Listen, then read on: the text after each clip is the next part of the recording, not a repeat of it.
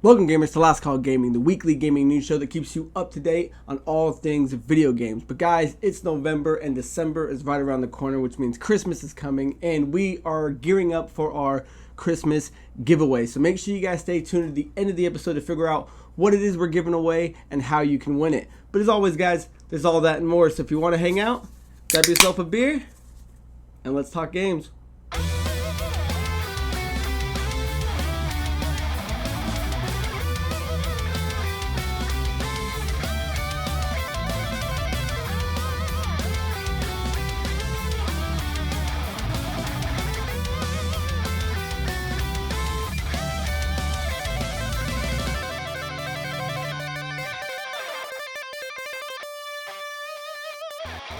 Welcome guys to Last Call Gaming. We are on episode 27. My name is Craig Prowse and joining me is the man that supports the Umbrella Corporation, Mandrew Montemayor.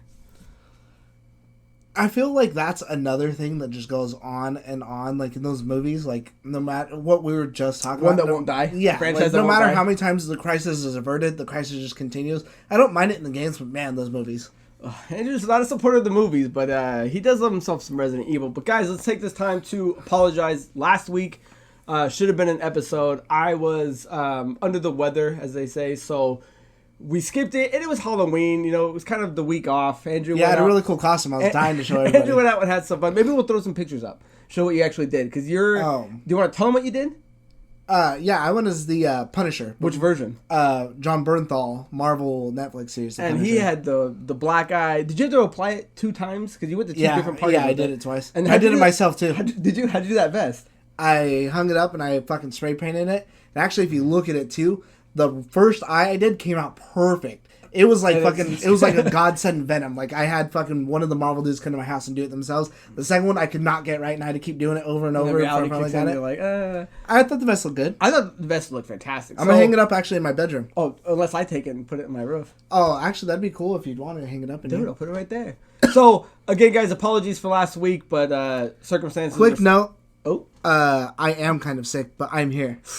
Oh, he's got a tickle in his throat. Your boy was shivering under the covers. So, with that out of the way, guys, we're going to be talking about some things that happened within the last few days. Not so much happened yesterday or the day before. So, BlizzCon 2019 happened on November 1st and through November 2nd. They had a couple of things come out of that, such like Overwatch has some good information coming on there. Andrew and I don't play the game. We're not going to pretend to talk or like about something. If you want to check it out, check it out. I know they got a new character that they're introducing. They had Hearthstone information. There was an apology after the Hong Kong stuff. Andrew and I have said our piece on that, I think. Yeah. Before I would like to add a quick thing that as far as Overwatch 2 goes, I mean, I guess it's cool that it's creating a sequel, but then again, it's also kind of almost in that Madden boat to where if all you're adding is new characters and some new characters. No, there's new modes. There's new modes. Yeah, but why do you need a second game? Why not just add that to the original? Well, from what I'm gathering, it's kind of, and I wish, again, if we're going to talk about it, I wish I dug more. It's almost like I think it's like a soft reboot of it. Like all the characters are coming over with new looks and everything, and the game's going to add new modes. It's almost like a Fortnite. It's a game that's hugely popular. They're almost kind of going to reset it. And I don't think it needed a sequel. They could have just added on. That's neither here nor there. But let's take away the biggest chunk of change that we got from that, and a game that Andrew and I both admire, and that was the official announcement of Diablo 4. So, if any of you guys are familiar with Diablo, it's kind of one of the original like dungeon crawler, loot grabbing type of games. The last game for the Diablo series that came out, the original Diablo 3, was in 2012, so 7 years ago. Blizzard's notorious for taking its time with its games, and there's no argument to be made that they shouldn't, because generally speaking, when they come most out, of their games are hits. Yeah. People are waiting hand over fist for these things. So the concept that we've got in Overwatch 2 for those waiting for that, now that we have a Diablo 4 for us. Andrew, 7 years too long, too little, too late, or just the right time? Or is it damage control because of all the shit Blizzard's been in? I think they would have announced that game either way. Right. But like this, I mean, BlizzCon 2019 regardless? Yeah, I think they would have announced that regardless. But maybe they might not have shown off as much as what they did if they were in such like hot water. Maybe they would have had like a separate event or something like that for that. But I mean, either way, it's definitely not 7 years too late. That's a game that when it comes out, just like a Grand Theft Auto, it's an event. Like it's a milestone in gaming history, gaming culture, whatever. It's one of those few things that when they put it out, same as I don't know if it's so much as relevant anymore, but like when an Elder Scrolls would launch, like that was a big to do. Yeah. So I was actually reading that the Diablo 3, and I don't know if it's the original or if it was the Reaper of Souls edition, was actually like the top 15 best-selling games. Correct me if I'm wrong, like of all time, or at least of this generation. So when you look at games like Minecraft, Fortnite, that sell like crazy, Diablo 3 is on that list. So it's safe to say that a Diablo 4 would generate just as healthy, no? Yeah, no, that game, they know what it is. It's just a license to print money. You know, same thing like Grand Theft Auto. I don't think it's on the same scale as Grand Theft Auto. That game just has the longest fucking tail. But I mean, it's up there in like the the plethora of games that you put one out every however fucking often, and you just closer to a decade than it is not. And then you go out and buy yourself matching Ferraris. Hey, why shouldn't they? So guys, let's get into a little bit of the features that they were announcing for it. So the basic, kind of concept of Diablo 4 is it's going to be an isometric action RPG, which the storyline is going to revolve around the return of Lilith, who's the daughter of Mephisto. Great, right? I don't know if anyone's in love with the Diablo stories, and there are those. But the part we want to talk about is kind of what they've started to change. It's now going to be an open world map game with 5 regions that it's going to be doing. It's introducing a day and night cycle, and any game that can ever introduce a good day and night cycle, I always enjoy is that. already got my interest. It's got the non-linear campaign, which is something they're kind of highlighting. That's always fun too. Yeah, you join it with a friend. It's not just you doing the adventure. And then maybe I missed it, but you were saying it before we started. They added mounts as well, right? So you can now traverse this world on an actual mount, get around a little faster. So open world map, 5 regions, day and night, non-linear mounts. How's that so far? Because we're not done with what it's got. How's that sound so far? I thought it looked really good as far as like adding that stuff onto there. I was like, okay, again, I'm a big fan of a good day and night cycle, provided it's done right, makes a difference, whether that even be different monsters in this area or the area just looks completely fucking different. You got Dying Light, you got Pokemon Gold and Silver. When you introduce a good day and night cycle, it's all the difference in the world. And hopefully the mounts are in there because there's things to do in this world, and it's not just one of those empty worlds that they just fucking make it big for the sake of, and now I got to use this fucking mount to get across A to B, and it's just more tedious than it is fun. Yeah, I completely hear you on that. But I don't doubt that they would do something like that wrong. I mean, they haven't really like struck out for me yet. That I've got nothing but faith, and I mean, I'm excited for what it is. I've only ever played Diablo 3. Your brother actually ran me through it. Oh yeah, Gino's a big fan of it. Gino 100% of that game. Yeah, I was gonna say, I don't know if he ever finished that 100% because I know he was on that grind for a while. I don't know so much if it's a hard achievement to get or just a time-consuming thing. I think it was more time-consuming. Yeah, because you have to get it with all the characters. But then again, how do you equate time-consuming to hard? Hard for me is, do I get fucking bored sitting there doing whatever? I see hard as something that you've played enough times and you can't beat it without taking a day off and filling the gas tank. But it's a Mario situation. He always likes to sprinkle it in there. So the other thing, they showed that there's going to be 5 starting classes, and they've revealed 3. To no one's surprise, the Barbarian is back in there, and he's going to be able to wield double and single-handed weapons in a single build, and he's going to have 4 weapon slots. The Barbarian's a staple across all the Diablos, and then they're going to add the Sorceress is also one too. She's going to be focusing on AoE attacks, and she's going to be able to turn into a ball of energy to incinerate, and that's in the trailer and some of the gameplay, so I'm sure we're going to be showing that as we're speaking. But the one that caught my eye the most is the Druid and how they're handling it. They're saying that they're going to be able to add animal companions, right, which any good Druid should have, and they're going to be doing the shape shifting, which is going to be like a werewolf. The werewolf and the werebear. I'm in love with it, but that leaves 2 open classes left. What do you think they would start with? Because there's always DLC or add-ons that might add on some interesting classes. Any guess at what you think they would add? I have no clue. I would assume that there would have to be some sort of like Holy Crusader. I was just about to say like a paladin, or a monk, a cleric, something that would kind of, which is in other Diablo lineups. And then the other one, I know the Necromancer was extremely popular in Diablo 3 once that came out. I could see them maybe starting it as a base class instead of waiting to add on. It's only a matter of time until we see the full roster. I think the 4th class should just be Mike Tyson and you're just punching everything to death. Mike, that'd be Classic. And you know someone's going to mod it. Someone's going to mod it. It's going to be Mike Tyson. He's going to throw out Don Kings. Just punch your way through hell. I would love that. The other thing they're doing is they're re-illustrating that there's going to be hundreds of dungeons randomly generated, which means tons of loot, which they're stressing that's going to be legendary epic type loot that you can get. One of the things that they're saying is that the rune system is gone from the previous Diablos. They're turning it into a point system, which each character is going to have like a skill tree, which is, I think most people can wrap their heads around that. That's not a huge thing that's going to turn anyone on or off. Most games have that. The interesting thing is they're going to add what they're calling Rune Word, which is going to be a new system implemented for the gearing up of like weapons and armor, like a socket system. So I think that sounds pretty cool there. The other big thing that everyone's kind of wrapping their head around is that this game is now completely always online. So not so much as like an MMO, but it will be open for group events and being able to group up. But they're saying if you do not want to do that, it's something you can turn off. Yeah, you can turn it off, and then you could just invite like a single person into your world to play together.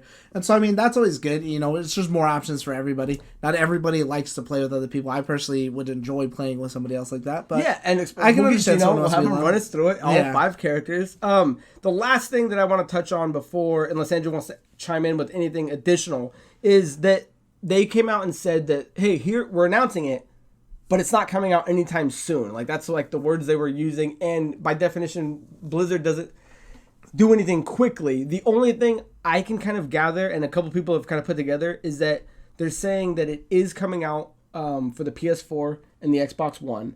And even PC. And PC. And even though we have the next generation consoles right around the corner, so it means if it's not coming out for those, we're looking at least within 2 to 3 years, I would say. So I wonder if that's not around the corner, but I wonder if that's a reason for something that's taking it a little bit longer. Is now they have next gen consoles, old gen consoles. They already are not doing the Switch, and I wonder if that's because they're overwhelmed already with how long they've been working on the old ones, and then now they have to redo it with those ones. So Diablo 4, guys, is a massive game. Looks great. What would you start at out of those 3 characters? Barbarian, Sorceress, Druid. I'd probably go Barbarian. I think the Druid looks cool, but I the Barbarian. I got to pick the Druid because when me and my brother would always play games like this, he would always be like the wizard. I'd always be the knight or the fighter. But I'd always want to do magic. He'd always want to be aggressive and fight. And the Druid was something we both fell in love with. So that looks good. Andrew, anything else you want to add on Diablo 4 gameplay? Yeah, they did announce, too, that they are going to be launching different seasons for the game to be keeping people coming back. So that's just kind of like a long-term, I hate the term roadmap or whatever. They didn't use that specifically. And they didn't really go into it. But they do say they plan on this game having a long tail to keep people coming back. And with each season adding new sorts of loot and legendaries and all these different things. So, I mean, if everyone's going to say they're going to support their game, there's someone who does support their game. So, I mean, that's always good to see. Yeah, think what you will about what Blizzard's been through, going through, is dealing with. A good game's a good game, and Diablo 4 on paper looks like a good game. That could be another reason why they're not launching it next year or this year. Is they have the time to, hey, let's launch this in 2 years from now. Let's launch this in 2021. Hopefully everyone's forgotten about the whole China thing by then. Yeah, right, hopefully, but who knows. But before we move on, guys, I want to give a shout out. Kyler Johnson, who also wrote us a question we'll answer later. These are very good. Sent us in. He goes, hey, you guys were always drinking on the show. Do you guys mind drinking like a red stripe or something? I saw you guys did the voodoo one. So yeah, if you guys want to submit something that you want us to drink while we're doing it, I have no problem with that. So before we move any further, when I was telling Andrew to go get the red stripe, because I've had it before in Flagstaff. You've never had it. No. What do you think about it? Because you're one at least almost 2 deep. What do you think? I think it's very good. Like I was telling Craig, I was looking when I first opened it, it's almost kind of like a really skunked Rolling Rock. We love a good skunked rock. Yeah, that's my favorite kind of Rolling Rock is when they're skunked out. Like it's so. I do like the bottle design because you don't see too many things that are kind of a short glass. No, I thought it was pretty cool. I had to go to 2 different places to go find it, but no. Oh, where'd you go first? Safeway. And then where'd you go? Oh, then you went to that place. The River Mart. Yeah. So if anyone's unfamiliar with the Red Stripe, it is a brewed in Jamaica. Imported lager beer at 4.7 alcohol. So I'd recommend it. It's definitely very good. Thank you for the suggestion. Yeah, if anybody else wants to tell us what to drink on the next video, I know Aaron Castro is a connoisseur of sorts. Yeah, we'll try to find something. Send in a recommendation. But guys, we're gonna move into another topic. So we were going to just talk about the games last week, but since we couldn't do an episode, we've actually beaten both of the games we were going to talk about. So Right. That is going to be the new Call of Duty and the Outer Worlds. So, Andrew, I'm going to let you tee off. You've played... I'm playing Call of Duty. You've played it, beaten it. I mean, let me know what you think, baby boy.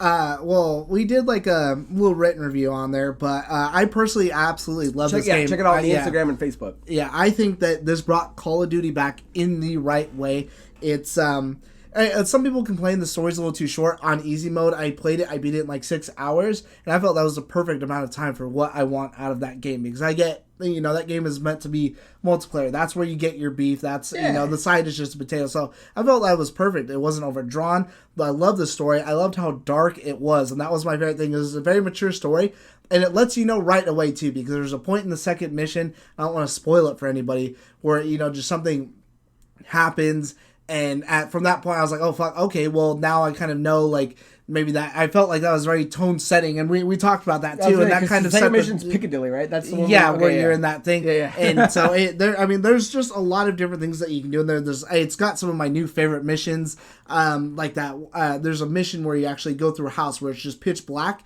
and it's slow. House cleaners. You're not running and gunning through this. It's not typical Call of Duty. You're literally just going through, checking doors, checking hostages, and eliminating targets, like slow and steady. So I really like that a lot.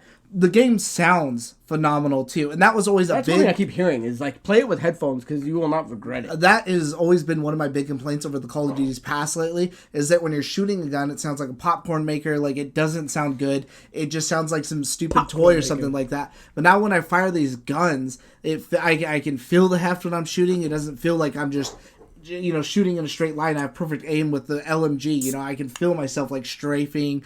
It sounds great, and you can hear like the different when you're shooting over wood versus going into metal.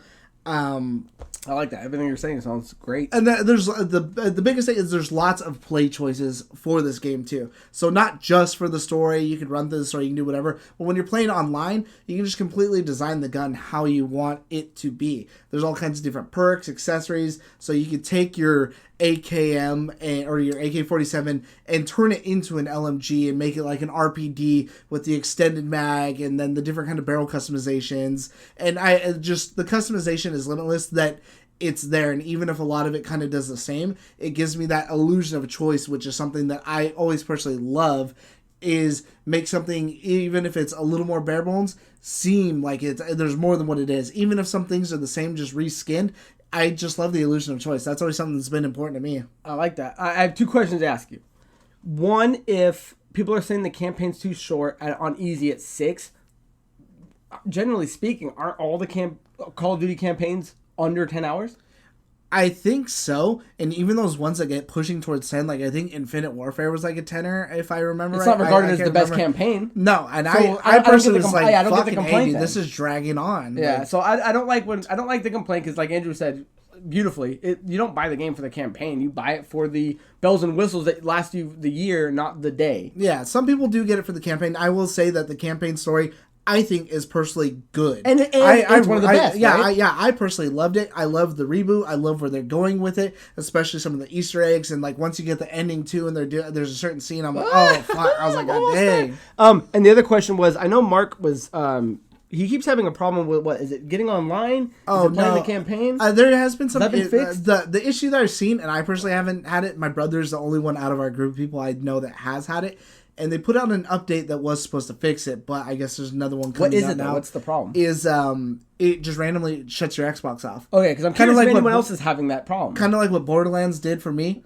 I was playing with Gino and one of his buddies, and we were just kind of loot grinding, and completely. I've never seen that before. I've heard people talk about it. It completely shut off everything. I just hate that that's the new thing. Is the game doesn't crash, your whole console just shuts down. I didn't know Call of Duty was doing that. It does. I don't know how bad it's been, because like I said, I personally haven't really heard too much else about it. I knew it was out there, but it wasn't like, for me, every time I launched fucking Borderlands 3 and tried to go into multiplayer, it was crashing.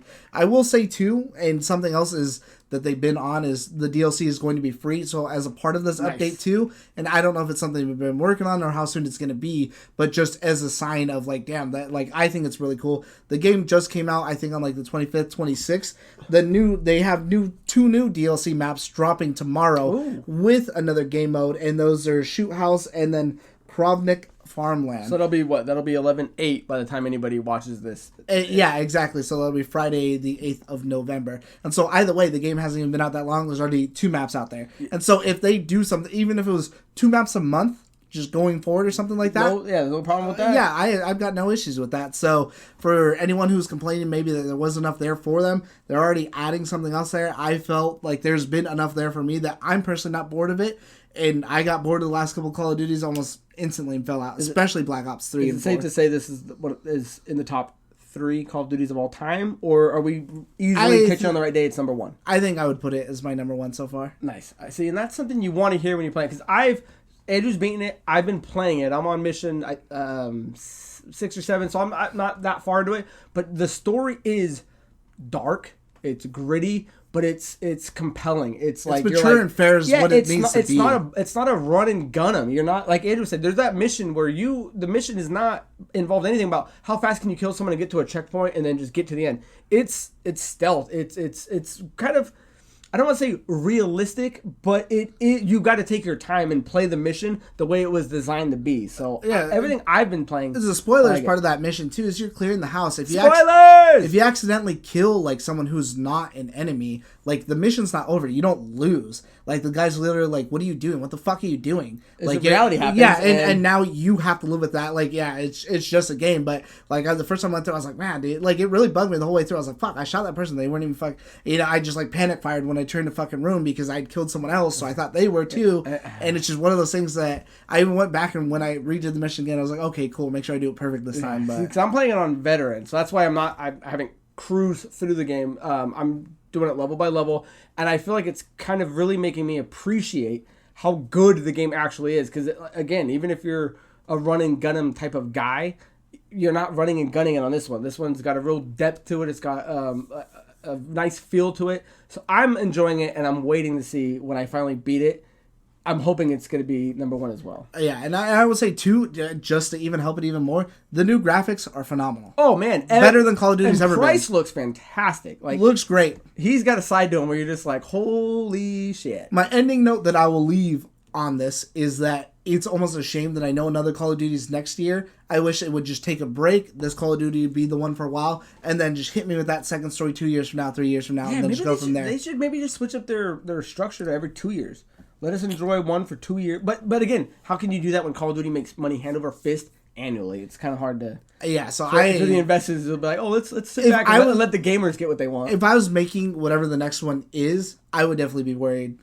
Yeah, well, how do you live up to it, right? Because now there's a bar set, right? If we're getting rid of all the and you can even create an original story too, and that's like that's the thing is I was worried about. I was like, oh man, the story's rebooted. Like, they're gonna be reusing a bunch of shit. But the way they do it was just so tasteful, and I thought great that I was like, oh fuck, I don't even mind that. I actually prefer this to what the original was. Excellent. So, anything else you want to add on that? No, that's all I end it. So, guys, go play it. It's out there. It's good. If you're watching this and you're a gamer, you've probably already had it. So let us know your guys' thoughts on it. Let us know if you think that the campaign's good. Let us know if you think the online's going. Let me know if any of your things are I don't want to say breaking out, but let me know if they're shutting down, because that's not a problem I've seen too often. And it's kind of odd that a game like Call of Duty that didn't come out broken is having that issue. Oh, I do want to add one more thing, just small one. Is that this is one more thing. This is the first game that I've ever seen that has more than 1,000 achievements at launch. Oh yeah, because we were talking about that because I was asking. Yeah, because Craig was asking me and adding up the numbers. He's like, "What are you talking about?" And then I go back and look, because we kept getting confused. Like it's 1,050 for some reason. So just something small. I was like, "Wow, that's weird." Yeah.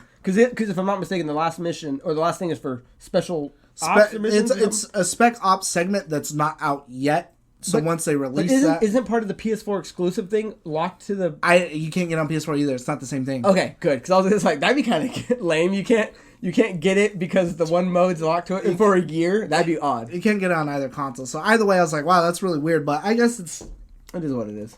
So guys, moving into the other big game that dropped was The Outer Worlds. Now, This game, whether you were anticipating it, you were looking forward to it, you were waiting to cross it off your list, it can't be undersold how great this game is being critically received.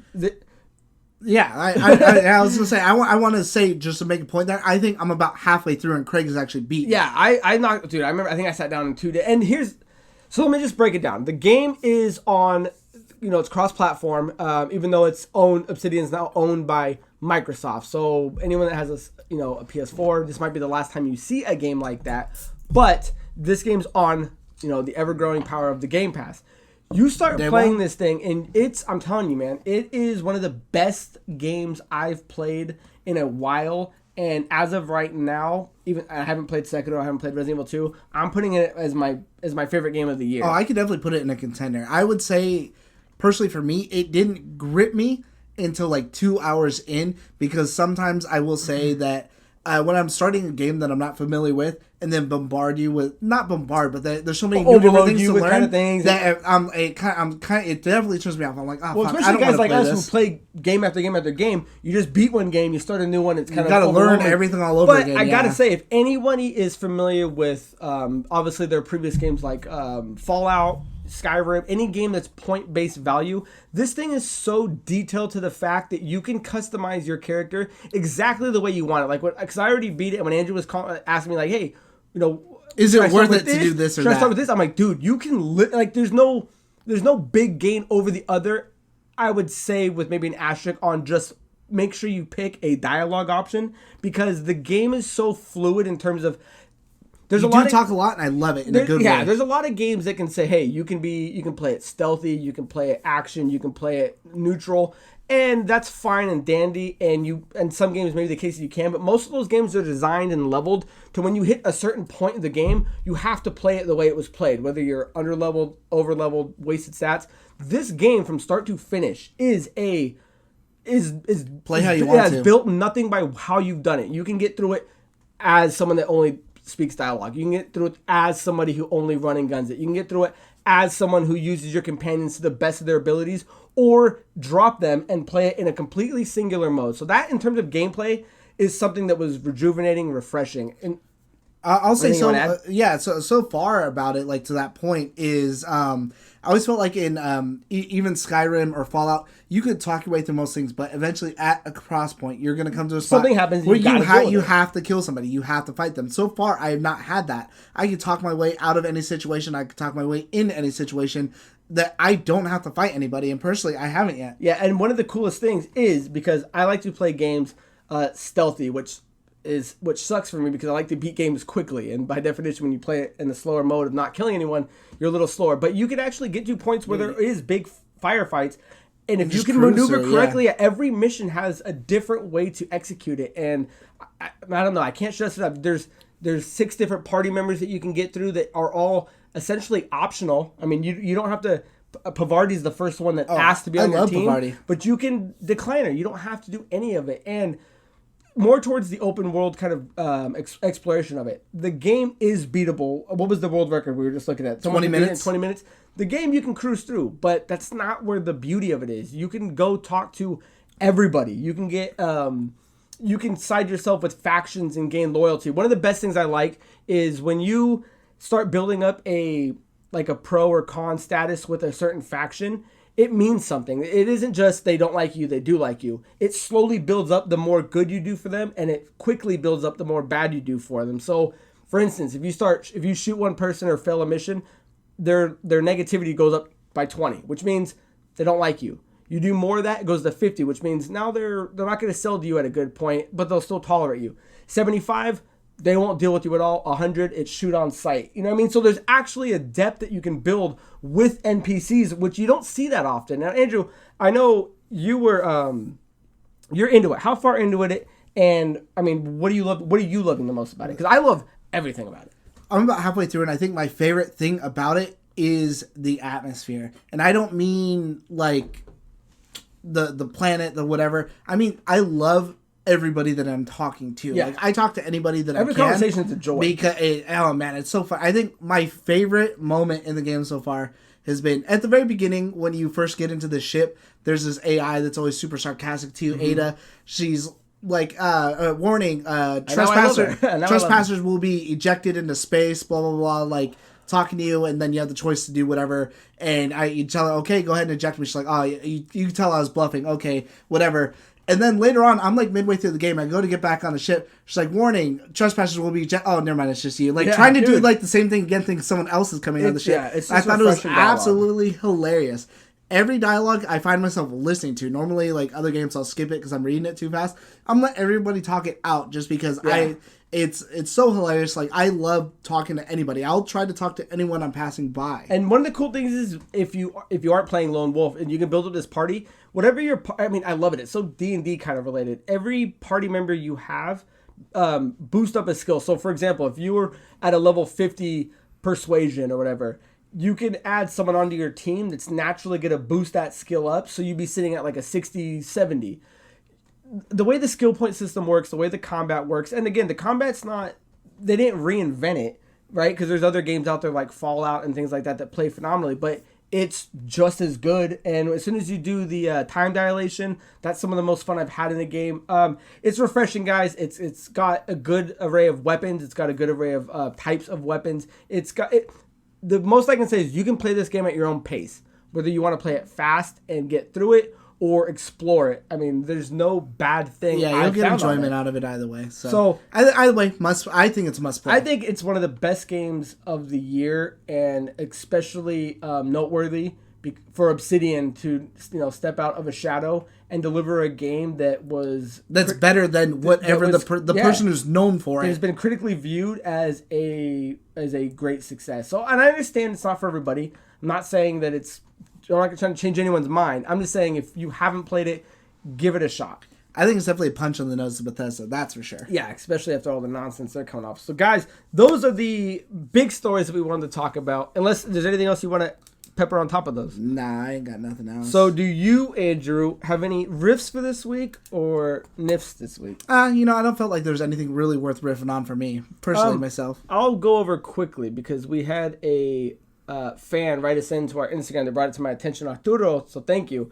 And I guess there's a new thing, guys, with China they're announcing a new curfew for minors that's supposed to be taking into effect very quickly, that gamers aged under 18 will be banned from playing online games between 10 p.m. and 8 a.m. On weekdays, minors can only play for 90 minutes, while they play up to 3 hours per day on weekends and public holidays. That's the gist of it. I'm going to make a big story short.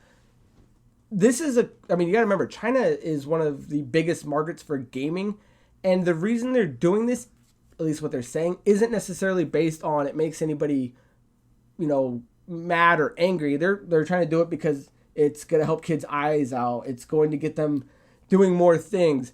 Is this complete lunacy, or is this it's just crazy communism? Yeah, I mean, do you see any value in that though? Is there a thing that gamers should be maybe stepping away more from a console or a screen more often than we're allowed to? I don't know. I feel like there's tons of people who play games I play games a ton, and I'm a fully functioning member of society. I do my part. I do everything just fine. So, I'm not a rocket scientist. I'm sure if I pushed myself harder, maybe I could have been. The thing that caught my eye was that, I think they're announcing it very soon. Like, it's not something that's going to be happening next year. I think it happens. I wonder how they track that, like, by household. Dude, well, Like how do you track who's playing? They're kicking in doors. Well, they have their own internet, because it's only, I believe it's online games. Their whole setup shit's crazy. I don't know if you ever read some of that stuff. So I just want to bring that to you guys' attention. We're not going to dive into it because, again, that's a story for another subject. But I just thought it was interesting that that's something that's on the cusp of being initiated. I think it's absolutely crazy. The other thing I wanted to add before we move on is that and I was telling Andrew before we started the show, is allegedly it leaked that the Sonic movie, which we did a show about, like episode 5, 6, or 7. He now has a design that's been revamped. I think it looks really good. I think it looks good, and we'll throw the picture up. I never saw the actual problem in it. I'm sure maybe back then I said I hated it, but I rewatched the original trailer a few times. No, he looks like shit. This one looks way better. So this one looks kind of more like Sonic, but the question is, does that change the movie? Would his look have made the movie good or bad. Yeah. Fuck, dude. Based on the story. How many people give fucking Justice League shit because Henry Cavill CGI mustache? Dude, I didn't even then notice now I gotta look time. at this fucking lame ass blue man in like a hedgehog outfit fucking run across the screen. Hey, it's a valid point. But I'm gonna end my riffs on that, guys. Questions? Let's move into questions of the week. Let me pull this bad boy up. And I don't think we've done questions in a while. We've kind of been... Yeah, feel free to submit them. I mean, we'll answer them as they come in. So this one comes again from Kyler Johnson. Shout out. He advised us to drink the Red Stripe, which I'm having a blast with. So he asks, I know you're both achievement hunters. What is the hardest/longest achievement that you have earned? I think mine would be some of that legendary good on Halo campaigns. I remember that shit being nuts. Also, on the flip side, has there ever been an achievement that you couldn't get or gave up on? Love listening to the show on my drive to work, and keep up the good work and drink a beer for your boy. Well, Kyler, we are doing that in spades, and brother, I appreciate the question, man. It's a good question. It's eye-opening in terms of what an achievement hunter does. So, Andrew, would you like to start? Or would you like me to start? I can start because I already have mine right away. It's quick on the draw. I do have a couple of those Halos. Those ones are pretty fucking hard. The one that I had to give up on, and I was even over here trying to do it for you, was that Titanfall 2 one where you do the time trial. Dude, and I kept coming within fucking seconds of getting it, and I was like, fuck this. The fastest reflexes to get there. Like, again, I would put that as a hard one because it's based on skill and time versus a duration-based achievement. I know there's tons of people out there that have it. I was coming within seconds. It's still a diamond, I thought. Yeah. I was coming within seconds of having it, and I just got too mad. I was like, fuck this, dude. I'm done trying. So I was trying to do it for Craig. The hardest one that I've gotten would probably be... Yeah, I call them the big guns when I need to get my my FPS achievements taken care of. I think it would probably be like any of the Dark Souls ones that I have. Time consuming, though? Extremely time consuming, having to do everything right. If you fuck up your playthrough, you got to do it again. Actually, I would even... over the Dark Souls ones, I'll say Sekiro's, because that final boss was so fucking hard. What is the achievement? Do you remember? Just even beating the game. Oh, God. Yeah, beating that game. Beating the game is so goddamn hard. Beating that game just the first time around before I did everything else, that final boss gave me so much fucking trouble. Like, I've never, like, even in playing Dark Souls and anything else, I've never been stuck on a boss like that before in my entire life. And that thing drove me to fucking madness. I was actually in a party with my cousin when I finally fucking beat him. And I ended up kind of, not like cheesing him, but instead of just engaging him head on, just I'm running around this fucking map and trying to strike him down one at a time. Like, that final boss, and I had to beat the game 2 other times after that to get the 100% and stuff like that. That fucking, just the first time, drove me to fucking madness. That was the hardest one in recent memory that I had to get. I'm not looking forward to it because eventually I want to play it, but I have a lot more patience playing games like that than I do trying to do like a time. I hate time trials. I hate when a game like Titanfall, the one about the running ones. It's just like I'm getting older, man. My hand-eye is just not there. If I can fill out a boss and it takes me 100 tries, it takes me 100 tries. But if I know I'm never getting the fucking time trial version because I'm just not quick enough, I hate those ones. But I would say that the hardest one, I wouldn't say the hardest one, but one of the ones I'm most proud of is on BioShock Infinite. There's a character that kind of replaces the Big Daddy. They're known as Handyman. And like I said, I play my games on hard. I don't play them on easy if there's an achievement for it. So there's an achievement for beating him and only shooting him in his like glass ball that holds his heart. So it's one thing to play it on easy, and I'm sure anyone watching that's done it is like, oh, that was easy.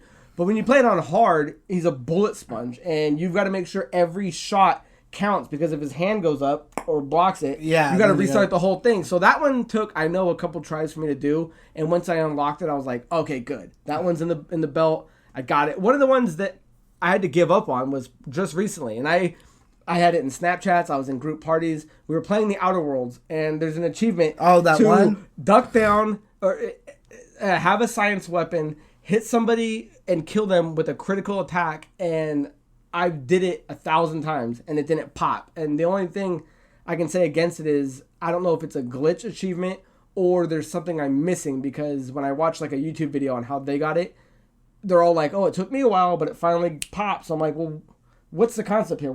Shouldn't it be one or the other? So that one really pissed me off, and I'm mad because I'm almost 100 or 1,000. I think you're like 820, yeah. Yeah, and it'd be shitty if that's the one I can't get, because there's even a feat that I have that says, hey, the next hit you do is critical. So when I kill someone and then hit them, and the achievement says kill them with the critical, I don't know what I'm missing. So I don't know. I had to give up on that one, and that one I was playing it for like 3 days. Maybe you're just too strong and it's not a critical. You're just killing them. Well, but that's no. The feat makes your next hit critical. Oh. So if I just killed someone and then do it, it's automatically critical. That perk, and that's what I'm not getting. I'm like, okay, well, I don't get what it's missing. I'm sneaking. I have a science weapon. I'm critting them. I don't get it. So that one very frustrated me because I love the game, and I'm gonna be pissed if I get stuck on an achievement that should have been very easy to get. I feel you on that. So, Kyle, I hope I answered your question, man, but the real question is, what's yours? I always like it when you submit one and then put it back into the comments so that me and Andrew can have fun with you and see what yours were. So, again, man, thank you, and the red stripes are cruising. Yeah, they were good. The next one, and he sent that to our email, guys. So our next question is from Valkyrie1, and that was off our YouTube episode, and he writes, Valkyrie's a girl. Put these 5 FPS in order from least to favorite based off multiplayer. 1, Call of Duty. 2, Halo 3. That's just Halo. 1, Call of Duty. 2, Halo. 3, Battlefield. Because I was almost going to say Battlefield 4. 3, Battlefield. So you're saying it like a genre. 4, Rainbow. It was in Rainbow Six. Rainbow Six. And then 5, PUBG. And did the new Call of Duty change its ranking on your list? What is the reason for your number 1 choice? I'm going to segue from this one because I play them for storylines. I don't play the online stuff, so Andrew, this kind of question is more in your wheelhouse. You see the list, man. I'm very actually curious for this. It actually would have to change now. So in that order? Yeah. No. Actually, my number 1 is still PUBG. There's nothing like getting like that chicken dinner that I beat everybody else, and I came out with the win no matter how shitty that game runs sometimes. What is a chicken dinner? It's when you win. So PUBG, for those who aren't in the know, is you're the last man standing. So you're the 1 versus 100, 2 versus the other however many teams of 2s or the other teams of 4s. You're the final person standing, you're the final team standing, and you win. So I don't think there's anything else really quite like that feeling. Okay. I would say my second would definitely be Call of Duty after this newest one. And yes, it did definitely change my ranking. Call of Duty came back in the right way that I'm not bored of it. I'm not like I used to be on Call of Duty, but I think that's because I also, at that time where I was playing Call of Duty religiously, wasn't into any other game as much because I used to play it a lot more. I would then go Rainbow because Rainbow Six Siege is still going strong. Yeah, love it. New stuff coming out all the time. I do keep my eye on that. I still love Halo, and I go back to playing Halo. I play Halo 5, here and there. That's why it's not higher on the list, is because I'm waiting for the next one that... I would say, once Infinite comes around, we'll play it more. Ask me then, and then Battlefield would be the last of the list, where Battlefield 4 used to be the top of that list. That's a game that's what I was curious about. I'm like, I wonder where he's going to rank Battlefield now. Battlefield 4 I put over 1,000 hours into, and it's the game that I played the most out of all my times, out of all of everything because I went back and checked one day. That is the game that I played more than any other game, and Battlefield 5 single-handedly ruined that for me. So that is my least favorite shooter right now. Yeah, I love it because when I was reading, I'm like, Halo 3, Battlefield 4, Rainbow 5. It's definitely a good question because I definitely had to go back and think about it. I'm like, oh, well, what? I can't go off of my old order just because it's not the same anymore. Like, these games aren't the same. Like, I don't go back to play I still play Battlefield 4 every now and then, but it's PUBG I see on every day. The age is showing. Yeah, PUBG, I play one game at least every day. Yeah, PUBG is like your Skate 3. I see when I check on and you're on earlier in the night, it's that. Yeah, lately I'll play Skate, a little Yu-Gi-Oh!, a game of some Call of Duty, a game of PUBG before I jump on Outer Worlds. And then a campaign. So, Valkyrie, 1, thank you for the question. And let's get to... So our last question, guys, comes from HyperNation23, sent to our email. And this question is, with Obsidian's success mirroring a game like Fallout, do you think it would be okay for other studios to do that with games not getting such...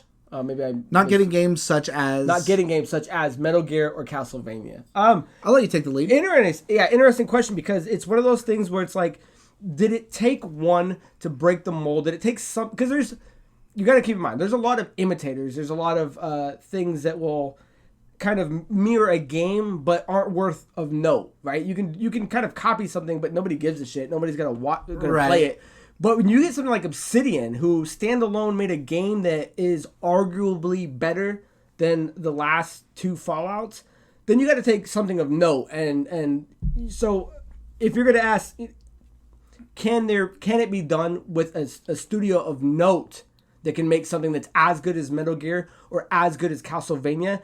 I think it's okay. The real question is who's gonna do it? Like, I would say we've had two of those recently. Well, the new Bloodstain is really that's good. what I was gonna say. Is Bloodstain. But again, though, I don't think the average person, unless you play Castlevania, has heard of it. Like, everybody as of now has heard of the Outer Worlds. I would say arguably. I would say with these questions, with that too, it's a little bit weird because Obsidian actually made a Fallout. So for them to make another game like Fallout, they already earned that, right? Because they made what some people consider is arguably the best Fallout. What's the other one that's like Bloodstain? That or is Bloodstain Curse of the Moon? That's all. Yes. Okay. Yeah. So there's the new Bloodstain game, which that's made by I forget. I think it's Koji Igarashi, where they call it Igavania Games because he's the one who made Symphony of the Night. So he created that trend. So it's not like he's ripping himself off, and Obsidian's not ripping off the best Fallout because they made what is arguably the best Fallout They're game. taking what they're good at. I mean, some average person could go out there and make something like Metal Gear or make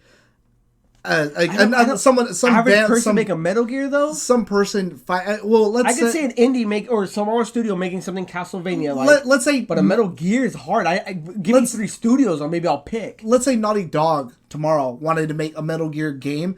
Not Metal Gear, but a game that is blatantly almost like Metal Gear, the same way Outer Worlds is blatantly whatever, that, Bloodstain is blatantly Symphony of the Night. I think that would be in bad taste because they had nothing to do with Metal Gear. I think if it's something... Okay, I see what you're saying. I think if it's something you had a hand in before... That's an interesting point to look at it. But then again, I'm also on the flip side to where I wouldn't mind Obsidian making something more Skyrim-ish. Oh my god, if they...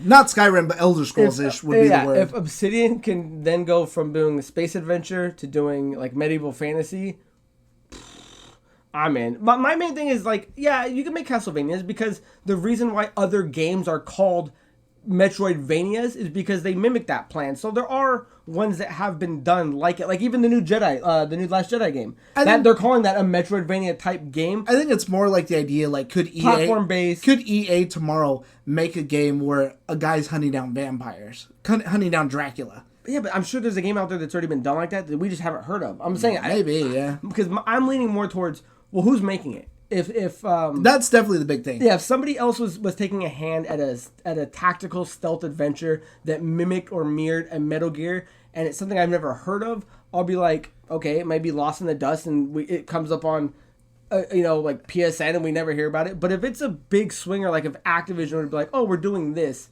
and here's a trailer, and I'm like, oh, that looks like Metal Gear. I think the other part of that question is if that game were to do well, everyone would be, oh man, they do it better than the original. But if it's bad, then it's just a ripoff. No one can do Metal Gear. Yeah, it's a dot on the eye. So it's a very controversial question. Yeah, that's a good question. There's a lot of answers to that. Yeah, it's kind of like a rip into it, and it's like what... I don't have a answer where do you lean, and what variable do you put on top of it? Because I think the overall... Yes, I think it's okay to do it because it's already being done, but can you do it to a degree of success that someone's going to go, oh, here's Metal Gear, and here's the game that's just like it, you should play it, and was it okay that they did that? Yeah, that's a whole different thing. I don't know. I don't have a finite answer for that because you can almost make a 20-minute conversation. It depends on the game too. So guys, that is it for our questions. And again, if you guys want to send us questions, send them to our Facebook and our email, and we'll plug all that at the end. But we want to get into, unless there's anything else we want to sprinkle on top. I got nothing else. We want to let you guys know that we are going to start our new Christmas giveaway. So if you guys are familiar with the channel, Andrew and I like to give stuff away. This is our 4th giveaway now. Yeah. Right? 2 games, Switch Lite, and our new one. So Andrew, I will let you tell the kids watching at home, what can they win? So what you can win would be a PlayStation 4, another console. Oh, you're telling me we're giving away a PS4? At least right now, anyways. Okay, so guys, you heard it here first. PS4 is going to be on the market, and that starts with today's episode. You guys can put in the comments how do you want to do it? And let's be specific. What do we want worded? Do we want just hashtag PS4? Because when Andrew and I do it, we do it through a certain picker of comments. Hashtag PS4 just should be the base. Yeah, hashtag PS4 makes it the easiest for it to sort us out. If you do not put that in there, you will not be entered to win. Right. And just like always, guys, like, comment, subscribe. But that is happening. Well, let me tell you why that's important. Yes. Like he was saying, is that when we do, there's so many comments, not like there's a million or anything, but there's a lot for us to dig through, that we actually go online and there's a thing that actually picks a random person out through the video. And that's how we choose randomly who wins, so that way it's all anonymous. It's all random. Important. But it asks us, what keywords are you looking for? And we put in whatever it is we ask you. So when we do this one, hashtag PS4. So if you do not have that in your comment, you will not even be looked at to be entered to win. So make sure you put that in there. This starts today, November 7th episode, which you guys will see on November 8th. This is going to go all the way to our December 12th episode, which will be the 13th. And I thought it was 19th. No, that's when we're going to, let's see, 6 weeks, winner announced. Yeah, the winner's announced on the 19th. Oh, yeah, my birthday, duh. Yeah, your dad. Oh, you sandbagging son of... See the way he sprinkles in his birthday? So, guys, if you want to send Andrew a gift, you can. But it's going to go from November 7th to December 12th. And then on the 19th, we'll announce the winner. That way, you guys can have the Christmas giveaway by Christmas. Yeah. Right? Does that sound fair? A little gift from us to you. So... Guys, if you want to reach out to us, make sure you get a hold of us all the social medias. I'm going to throw that up. That's going to be our email, our Facebook, all that good stuff. Until next time, guys. Unless there's anything you want to add on, Andrew. Just make sure you comment, hashtag PS4, whatever else you want to put in there. My name is Craig Paralis, and that is Andrew Montemayor. And cheers.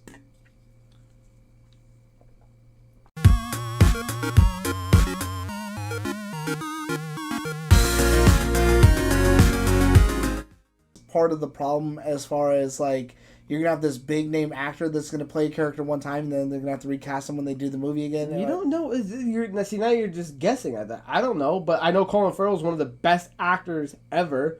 And if he's doing his version of the Penguin, I'm in. And Andy Serkis is one of the best actors ever. And if he's doing a cool Alfred, I'm in. I feel like I'm all not, people. But I guess what I'm saying is that I'm not. I'm not mad at it. I feel like all people. I don't news. understand why he's Alfred. I felt like he should have been a villain. Like I don't know, like lose some weight and he could have been like Ra's al Ghul or something like that. Like I felt like his talents are better suited to that. And you could have found someone else. Anybody could play Alfred. How often? Yeah. How often is Alfred in that movie that you need Andy Serkis to fill that role? Well, let's answer this question. How old is Robert Pattinson? How old is he now? That's what I'm saying. He's got to be a younger Bruce Wayne. This isn't Ben Affleck Bruce Wayne, and this is our first rendition of a Batman. If this happens, where unlike Michael Keaton's version of Batman, where Alfred's 80. Well, I'm saying this is a 30-year-old Batman with a 50-year-old with Alfred. Yeah, but if Michael Keaton's Alfred can make it from that one to fucking Batman Forever, I'm sure they can find some other old motherfucker. But the goal is they're not trying to make him look feeble. They're not trying to make him look weak. They're trying to make Alfred a guy that is the moral compass of Batman. So why isn't it Jeremy Irons then? And his